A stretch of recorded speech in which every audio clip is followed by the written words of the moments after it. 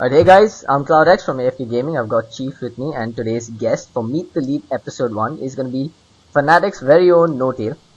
Hey N0tail, how's it going? Hey man, it's going good. Going real good. Happy to be on the show, and yeah, looking forward to it. Yep, it's an absolute pleasure to have you here. So, the basic idea of this, for those of you that are tuning in, we're going to be picking away at N0tail's mind as best as we can.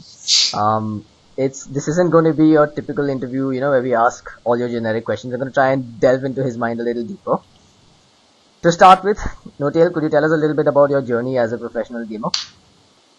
Sure. My Skype is lagging a little. I hope you still see me. Yeah, it seems like that. Alright. My journey as a professional gamer, well, it all started when I was turning 16. I was still 15 at the time. And I was just playing Heroes of North casually. And yeah, I remember I was playing a pub game, and then I was playing together with just some random friends and so on. Then one game I got to play with Nova and Fly, which is now currently in my team, and we decided to group up. He was in a side project of our manager now, Daniel. So he was we were basically a side project. We weren't sponsored or anything. And then Fnatic had some roster change. People were going to Army or something. And then, his side project turned out to be quite good. Like, we were winning everything at the time. So we merged with Fnatic, which had Fresh Pro and Trixie in the roster. So we were basically me, Nova, Fly, Trixie, and Fresh Pro. And then almost immediately after we joined, we got into some tournaments, online tournaments, and won our first big one, which was $10,000, I think, first place. And yeah, ever since we won that one, we then went to DreamHack, and we had another $10,000 online tournament, first place, and we just kept winning. Turned 16, went to two DreamHacks there and won. Yeah, I turned 16, so that was my two first DreamHacks when I turned 16. We won both. Then next year we still played HON. We got to travel a bit more. We got to go to France. We got to go to America and California. And another two DreamHacks. I can't recall other LAN tournaments or other big online tournaments for that matter. But that was basically the big achievements I had early on. That was 4 DreamHacks and then some online cups. With that roster, we were all like that roster. Eh?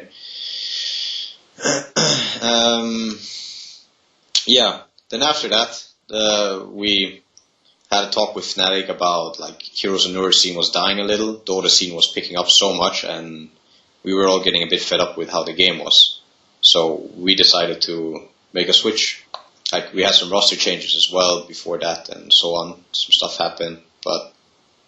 Eventually we made a 5-man transition to Dota, and most people probably know the story from there, but I'll go over it quick. Like, when we first changed, it was really hard. Then we kind of got into it. Like, we got to go to Thor and win there. We got to go some Star Ladder events, got a 2nd place, got a 3rd or 4th place, and like we have always been in the top since a bit after we started, like in the Western scene. But we haven't had the dominance we had in HON. But I still think, as I always say, we have the potential. It's just hard. Like, it's very hard to get to the very top in Dota because, the scene grew, and with that scene growing, people were taking it very serious. So it's not an easy game to become top tier in. But yeah, so now here I am after TI, and that's basically my career. From start to end. I actually remember that phase when you guys had just started off as Fnatic Dota, where you all started with these dual lane mids. It's something that wasn't exactly being done by other teams. It was something out of the box, and I mean, it's kind of the reason that I actually started following Fnatic heavily. Moving forward, so what point would you say you actually consider yourself as a professional gamer? What point could you say that, okay, now I'm a professional gamer and, I deserve to be in esports in Dota or esports in general? The time when I really saw myself going professional. Like when I was in HON, I was still doing my own thing before, like while playing. I was still doing a lot of stuff next to it, like education-wise, and I wasn't 100% dedicated or anything, but I always really wanted it, so I always made time for playing. But when I really felt like it was professional was here sometime in, I mean, I would say that actually when I felt really I was a professional gamer was after TI or at TI, because that event was just ridiculous. Like the way you got treated, it was beyond like my imagination how it could be. So I would say, yeah, it was not until TI I really considered myself professional. I could call myself professional, but yeah, it wasn't it wasn't the same after TI. Alright, I've been photobombed, so we're gonna have to hold on.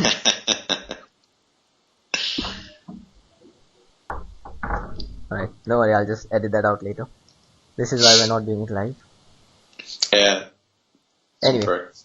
so yeah, moving forward from there, we were talking about TI. So what was your training regimen like, up to TI, and then how did it change after TI 3 and your results at TI 3? Did you all make any special adjustments? Did you all make any kind of, set training schedules? Yeah, when we finished TI, we all had talk about what people want to do. Like that's the thing that happens after a tournament like that. When you see every other team changing roster and everyone trying to make strong rosters and so on, you gotta decide after like what you want to do. And what we all said was that we were gonna commit. We were gonna aim for becoming top instead of like going halfway. We'd rather all say that we're gonna dedicate as much as we possibly can, like more than we did the year before. But up until TI, it wasn't all unserious or anything. We had a near 2-month boot camp in Serbia, and it was very serious in that sense. Like time wise, we did sacrifice a lot of stuff to play Dota, but yeah, ever since TI, I mean, you take a small break especially after boot camp like that. At least you slow down a little, but we're planning to pick up on it, and we're planning to increase our play time, it comes with motivation. First you gotta motivate yourself, and then after that you're just gonna play and play and play and play, try and become the best. Yeah, talking about sacrifices, when you're talking about things you had to let go to have the 2-month boot camp in Serbia. So, did that by any chance interfere with your personal life or with your education or what you're doing otherwise outside of Dota? For my part, it wasn't that bad because I already decided a bit before that I was gonna cut off a bit more ties that I had. Like I stopped my education a bit under halfway. I was about to start second year in gymnasium, but I decided I wasn't going to, and I went more in gaming, more in making money from that. But also I still have other interests. Some people know, but I really love dogs, and I'm a big dog person. That's another thing that I maybe want to do in the future, but I cut my ties by stopping my education, or not going more than 1 year, and then focusing more. But I know for the rest that they had to do a bit more of a sacrifice. They had a bit more ties when it came to like going away for 2 months, like for TI, for the bootcamp and so on. But it's a sacrifice that we all kind of made. Like people have girlfriends, people have stuff at home. Like, but yeah, for my part, it wasn't that much. It was something I really wanted, and yeah, I really enjoyed those 2 months. And what about the other 10 months of the year when it's not TI season? Does life go on as usual, or does Dota still play a big part in life? Dota plays a huge part, and by the looks of it, this year it's going to play an even bigger part than it has before. Like for any of us gaming-wise, like the amount of tournaments that are being announced and the amount of money being put into it, like there's so much up for grabs. If you want it, then you gotta try for it as well, and that's going to take a lot of time. So yeah, there's going to be a lot more time to put into Dota. Yeah, if you want to win. Right, from a fan perspective, that's actually a good thing to hear. So now coming to inside the game, have you always been a 4-position player, or I mean, I've seen you playing the mid solo puck like a long time ago, I believe. But has there been any talk of you guys switching up roles? Have you always considered being a 4-position player? The whole role thing is something we pretty much set like when we first moved. Before in HON, ever since I played from when I was 15, 16, I always just went middle, and it was what I felt most comfortable with. So when we initially made the switch, I think we tried having me middle, but then we had this whole discussion, I remember, about micro heroes. Fly used to play like the kind of farming jungling role. That was a big thing in HON, where you had a jungler that would farm like the Chen or the Enigma. And he would be fine playing those heroes in HON. But in Dota, he didn't enjoy playing the Chen so much. And he found that, the whole animation stuff. And I had never done micro before, but I just said, for my part, that it doesn't matter. I'm up for it. So for the team, I think it's the best. The way we have the roles now, that's what we said when we first switched. Like, it's been like this forever. But it's still something I can play. I feel like I can play mid, but I just like playing 5-on-5 Dota. So what I play matters very little, as long as it's everyone wants to work together. That's the fun part in it for me. Alright, so go ahead. Yeah. So you're known to be the in-game, the person who's making the calls in-game. Is that correct? And also, what is the synergy between a lot of teams which we see? There's the 4-position player who's making the in-game calls, who's calling out the ganks, who's calling out the inventories on the opposition teams, and generally making the calls overall. So do you see the synergy between a position 4 player or a position 5 player making the calls, or do you feel that it's better if a carry or a different position makes calls? I think it's natural that a 4 or 5 position will start making more calls. When I had a small mid thing right after TI because we wanted to see if other roles would work out better for us. It didn't, but I could not make as many calls as I did when I went middle as you can on support. One thing is you make decisions early on. When you're playing mid, carry, or off lane, there's only so much you can do. Like, you're standing on your lane. Like, you're not seeing many opportunities for you to do at that point. Whereas a support has to make decisions. They can make a change on the mid lane. They can make a change on the bottom lane. They can even make a change on the third lane that they're not nearby. Like, they can make decisions. This is decision making very early on. So it's only natural that they continue doing it as well as the game goes on later. But for the whole calling out stuff, like, that's something I've done ever since HON. I always say, if I see something, especially when it comes to items, that's something everyone in the team should do, and I think everyone in our team does it. Is when they see something valid, something that's worth mentioning, they're going to mention it. But sometimes I like to think I talk the most. I don't know. I feel like I talk a lot. But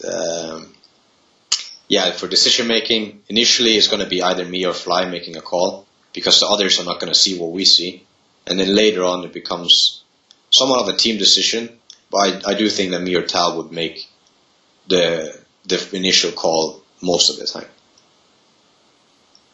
Okay, speaking about call making, so if there's ever a difference of opinion inside the game, is there one overall authority that says, alright, we're going to roll with this one and nothing else?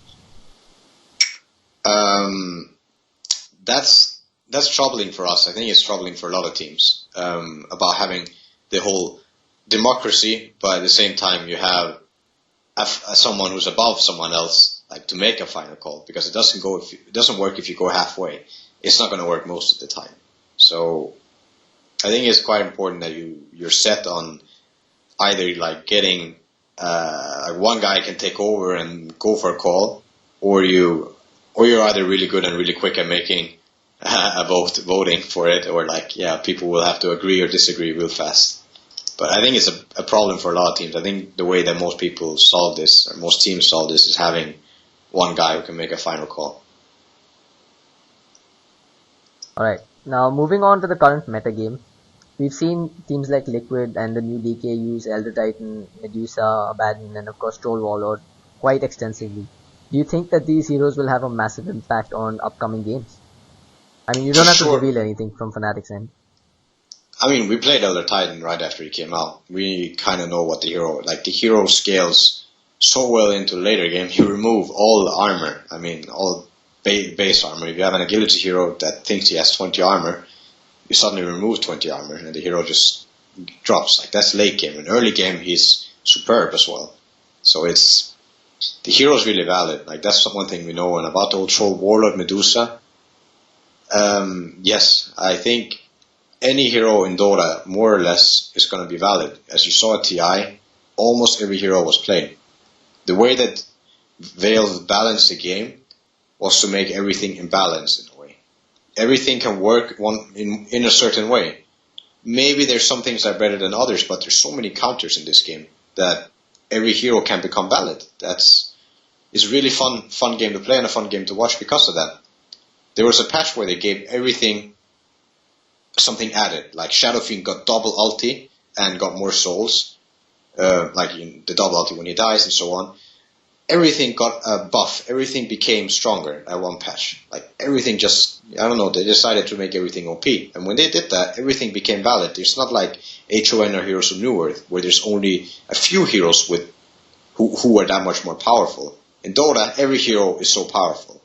You have these heroes that are a bit, like you see them banned or picked very often, the Darkshade Batrider or Wisp, even Odie to an extent. But you also see teams playing against these heroes, always. You always see Wisp or Bat occasionally being played, or played against. And often when you actually let them through, you have a good plan against it, you have a good plan to counter it. And you often see them lose when they're finally let through. So, yeah, as I said, like all those heroes are going to have an impact. They're going to be played, but there's also going to be counters to them, and they're also countering other stuff. Yes. Apart from the ones which are currently there in the metagame, are you eagerly awaiting any new hero to come out? Something from the Dota 1 days? Are you really waiting for some hero to come out?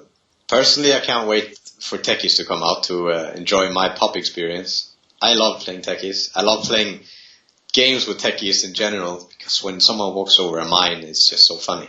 But I think pretty much every hero that I played in Dota 1 is there, except for Pitlord, and other ones I haven't gotten to see.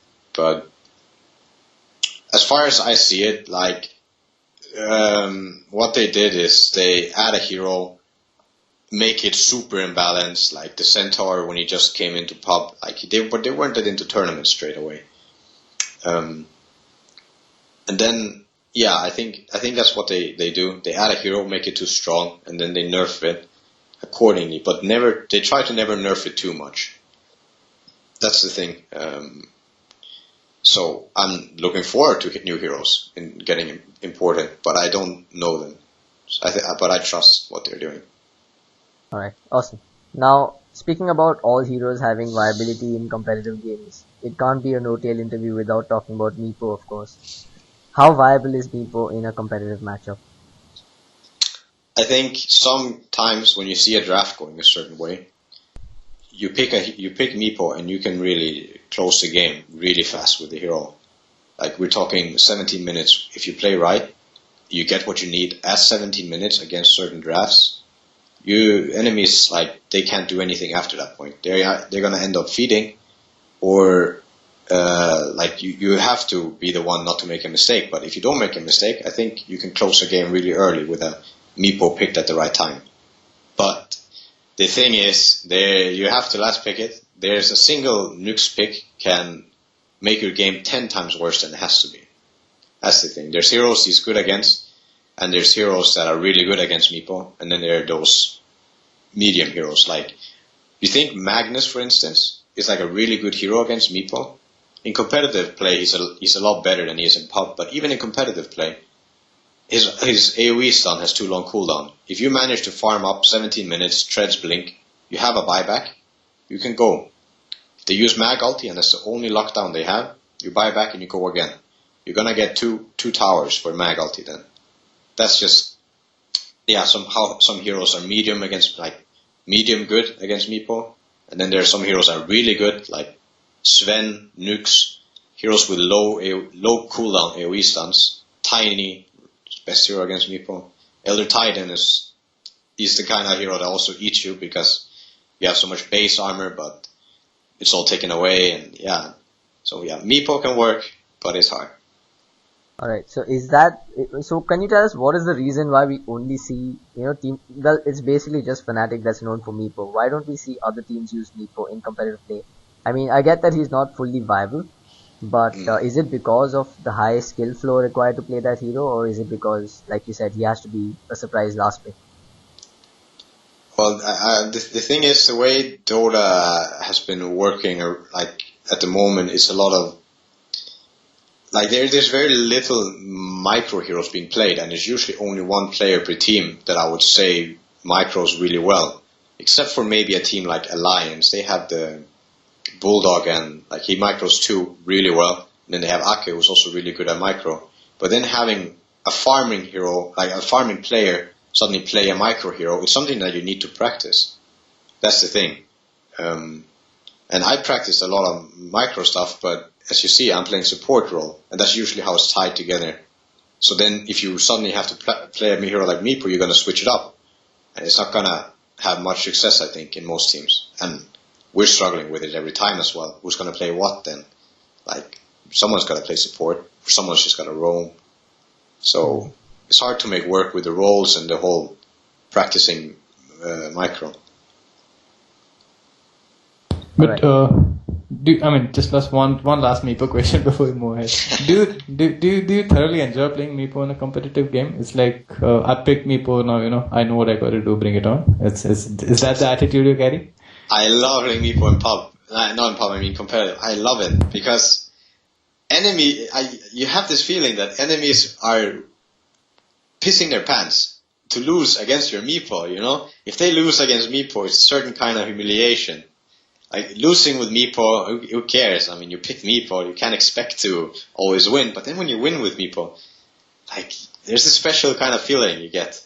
It's I don't really care when we pick Meepo. We always have fun in our games, and it's we just try our best to make it work. But yeah, it's always fun. Exactly as you said, you can just bring it on. Awesome. All right, so moving on. What kind of advice would you give to teams aspiring to go professional? It's pretty much what you learn in school. Since it's a 5-man game, you gotta make sure that everyone has the same, are on the same page in your team. You can't expect to have 3 or 4 people that are really committed to the game, and then keeping one guy in the team who is not willing. Maybe he's motivated and he wants the same goal as you, but he cannot be putting less time than the other 4. You have to be on the same page and be willing to make the same sacrifices. That's the thing you learn in school. You got to choose your partners. So that's my biggest advice for new and aspiring teams, because I think any player or any team can get really good synergy if they put time into it. And what's very important is motivation. You're not going to be willing to make sacrifices and so on if you're not motivated to keep playing and so on.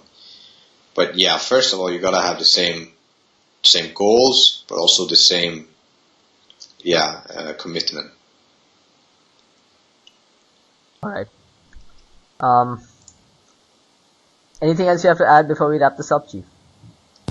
No, again, in terms of advice to professional play, for amateur players, is it that once you start practicing as a team, you escalate to playing better and better teams, or do you just stick with a 5-man squad and play pubs, play scrims, play whoever is out there? How do you advise in terms of going from bottom of the ladder to at least reaching a pro scene at a regional level, or if not an international level, at least become a known team or become something to enter into the pro scene, if you get what I mean? Yeah, I think you can look at what some of the new and upcoming teams in the Russian scene, or you have these not Eastern teams, but East-Western teams like Poseidon and what's their name?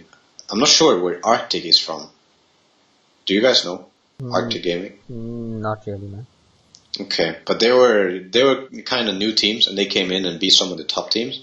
But what I saw was they played kind of their own style, but they could also sometimes mimic some of their teams that they had been. I think that they have been scrimming. I think that the Poseidon team had been scrimming some of the Russian teams like New Empire or VP or so on, because it looked like they would mimic them somewhat, like some of their strats, some of their play style. But it's also about finding their own stuff and then just going with that.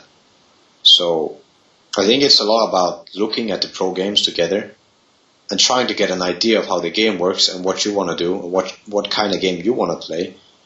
And then you start from there. I think that's a good place to start, like looking at what's already out there and then somewhat trying to copy it. But everyone takes inspiration from each other. Everyone takes inspiration from somewhere. That's the thing. So yeah, that would be my suggestion. If you rock bottom, you should start playing together, get some synergy, try and scrim whoever you can, but look at the professional games or the teams that you think play smart, and then try to take inspiration from that. Alright, so before we wrap this up, I've got a question on my mind, and I'm sure a lot of others have this question as well. Why the name N0tail? Yeah, I get asked that quite a bit. I'm sorry to say that the story is not too interesting, but back when I was a little boy, when I was 12, I played World of Warcraft. My first attempt was to make I just wanted to play so bad. I was a little kid. I was so eager to play. So I just wanted to name myself something. I think my first name was Mr. Hat. I don't know. But that was taken. I was thinking for like 5 minutes. I don't know. Then I just wanted to come up with something. I named myself N0tail. And that was a big mistake in a way. But now I have the name. It's a good brand name. I mean, it has 6 letters and a number in it. And it rolls off the tongue in a way. So I'm not displeased with it, but not much other to it. Like, then I played HON, I made accounts, and then I found it funny. I would make N0tail. Normally, I originally spelled it with an O and not a 0. So when I went to HON, I would make a lot of sub-accounts, and I would call them N0tail with a 0, with a O, and then I had like 7 or 8 sub-accounts, and I would make myself N0tail OMG, N0tail OMG with 1 0, N0tail OMG with 2 zeros, N0tail with a 1 instead of an L, and it would just spin from there. And then I picked one account, and it was N0tail with a 0, and that was the one I went professional with in HON. So yeah, that's the story behind my nickname. Now I have it in Dota as well. Alright, thank you very much for your time, N0tail. It's been a pleasure speaking to you. Yeah, thanks for having me. I really think that a smooth show, nice questions. I like the flow of it. Alright, thank you. And also, a happy birthday in advance. We've seen that your birthday is coming up in a couple of days. Any plans? Oh, lovely. I don't have too many plans. Like, we're gonna celebrate birthday later with my family. Like, me and my sister have close birthdays, so we're gonna celebrate later. I'm just gonna probably go see a movie with some friends and chill for the rest of my birthday. Like, I have no big plans, but man, that means a lot to me. Thanks. Alright, see you, man. It's been a pleasure having you here. Thank you, guys. Bye bye. Bye bye.